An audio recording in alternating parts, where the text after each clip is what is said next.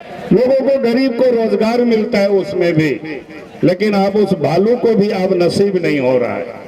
उसमें भी आप नदी से ले आएंगे, ट्रैक्टर से ले आएंगे, पकड़ लेता है थाना वाला, उसको भी थाना में डाल देता है। पकड़ता है कि नहीं पकड़ता है बताइए?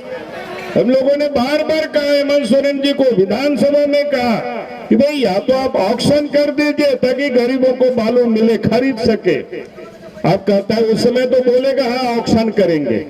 3 साल हो गया हेमंत सोरेन को मुख्यमंत्री बने हुए, 3 साल में एक भी बालू घाट की उन्होंने नीलामी नहीं किया। और यहाँ लोग जब पकड़ ले जाते हैं ट्रैक्टर से तो पकड़ते हैं ट्रैक्टर वालों को और उनसे 2000, 2500, 5000, 10,000, 12,000 रुपया वसूल करते हैं। कहीं फॉरेस्ट वाला वसूल करते हैं, कहीं थाना वाला वसूल करते हैं। हमने कहा कि भैया ऐसा ये काम नहीं चलेगा।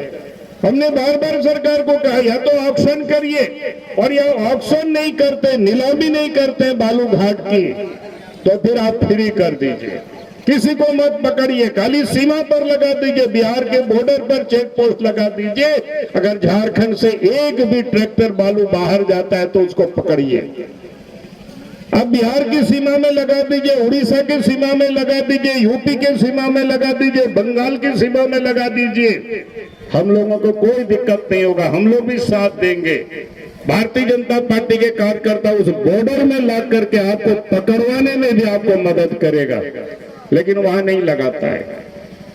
वहां तो इनके दलाल लोग हैं, बिचौलिया लोग हैं हेमंत सोरेन के, वो लोग बालू सब बिहार को ले जाते हैं, क्या कहते हैं, बंगाल को ले जाते हैं, यूपी को ले जाते हैं, बड़े बड़े ट्रैक्टर से, हाईवा से, ट्रक से, कितना 12 चक्का 16 चक्का वाला ट्रैक्टर से, ट्रक से लोग ले जाते हैं। अब जरा बताइए यहाँ लोगों को दिक्कत है तो उसके लिए क्या करना चाहिए?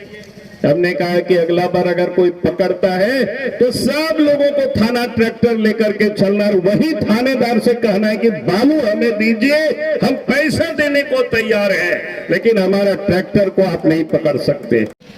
अब व्यापारी बेचारा डिबरा तो यही खरीद बेचेगा, यही लोग बाहर बेचेंगे। डिबरा तो कोई यहाँ खाता नहीं है, यहाँ के काम में आता नहीं है, विदेश जाता है, तो आखिर व्यापारी लोग ही विदेश तो भेजेंगे, हमारा आप तो नहीं भेज सकते। भाई सरकार को कई एक दफे बताए, उनको समझ में नहीं आता है सरकार को। हमने कहा कि आप फॉरेस्ट वाले को जंगल तो बचा नहीं पाते हैं वो लोग, क्योंकि जंगल की लकड़ी तो यही काम में आता है। लोग काट करके कोई चौखट बना देता है, कोई यहाँ बेच करके वहां बेच करके समाप्त हो जाता है। पूरा जंगल समाप्त हो रहा है कि नहीं हो रहा है? कहाँ फॉरेस्ट वाले कर पाते हैं? अरे डिबरा इसलिए बाहर जो व्यापारी को यहाँ बेचना पड़ता है, क्योंकि व्यापारी को भी बाहर भेजना पड़ता है। यहाँ से जाता है गिरिडीह, गिरिडीह से फिर कहाँ जाता है? चीन जाता है, जापान जाता है, क्योंकि यहाँ उसका कोई उपयोग नहीं होता है, यहाँ उसकी कोई फैक्ट्री नहीं है। और इसलिए ये लोगों ने बड़ा ये समझ लिया है कि सबको वसूली करो। तो इसलिए हम आप सब लोगों से यही मैं कहने के लिए आया कि भाई अब ऐसा नहीं चलेगा। आप सब लोग कब तक धान कटनी समाप्त हो जाएगी बताइए तो? 1 महीना, उतना दिन लगेगा जी। हम ये करेंगे वो करेंगे, लेकिन net result zero, big zero रहा, कुछ काम नहीं किया। तो हम लोग अपने पार्टी के द्वारा इस बात को जनता के बीच में लाना चाहते हैं कि कुंभकर्णी सरकार जो आपको बैठाए हैं उसको आप अपने ताकत से उसको निकालिए।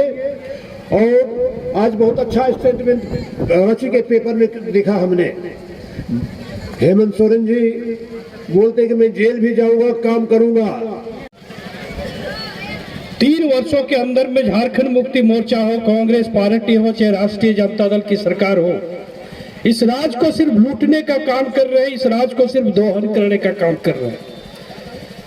जिस प्रकार से मैं यहाँ पे हेमंत सोरेन जी ने कहा था कि यहाँ पे मैं आदिवासियों का हितैषी का बात कर रहे थे, लेकिन हेमंत सोरेन जी उस प्रकार के कोई काम नहीं कर रहे हैं। हम यहाँ पर दूसरी प्रखंड हो, गाँव प्रखंड हो, देवरी प्रखंड हो, यहाँ की मूल समस्याएं हैं कि ढीबरा हो,